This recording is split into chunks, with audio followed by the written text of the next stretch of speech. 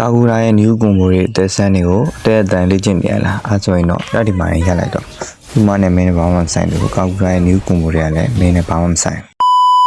အဲ့တော့ဒီမှာကိုပိုင်ဆိုင်ခြင်းနဲ့ဆိုရင်ကာကူရာရဲ့ basic guide ကလေးကိုအရင်သိထားဖို့လိုအပ်ပါတယ်ကာကူရာရဲ့ skill ကတော့ T လေးကိုတနေရာကိုရွှေ့လိုက်ပြီးတော့ T လေးနဲ့သူနဲ့ချိတ်ဆက်မှုရှိနေပြီးတော့ဒီမှာနဲ့မင်းနဲ့ကြတော့ဘာမှချိတ်ဆက်မှုမရှိဘူးပေါ့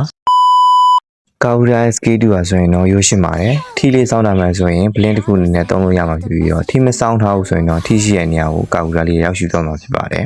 ကာဝူရာရဲ့အဲ့ဒီမိတ်ရဆိုလို့ရှိရင်နှစ်ခုရှိတယ်ထီမစောင်းထားဘူးဆိုရင်တစ်ခုသုံးလို့ရမယ်ထီစောင်းထားမှဆိုရင်တစ်ခုသုံးလို့ရမယ်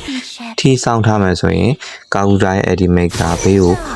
တွန်းထုတ်လိုက်မှာဖြစ်ပြီးတော့ထီမစောင်းထားဘူးအဲ့ဒီမိတ်ကိုသုံးလိုက်မယ်ဆိုရင်သူကစုသွားမှာဖြစ်တယ်ပြီးတော့ကာဝူရာစကိုင်မယ်ဆိုရင်ဒီ basic combo လေးအရန်ကိုအလုပ်ဖြစ်တယ်ပေါ့နော်ကာဝူရာကိုင်းထိုက်ခြင်းတော့ဒီ combo လေးကိုတီးထားဖို့လိုအပ်တယ်နော်အဲ့တော့ဒီ combo လေးကို slow motion နဲ့တေချာပြန်ပြပေးပါမယ်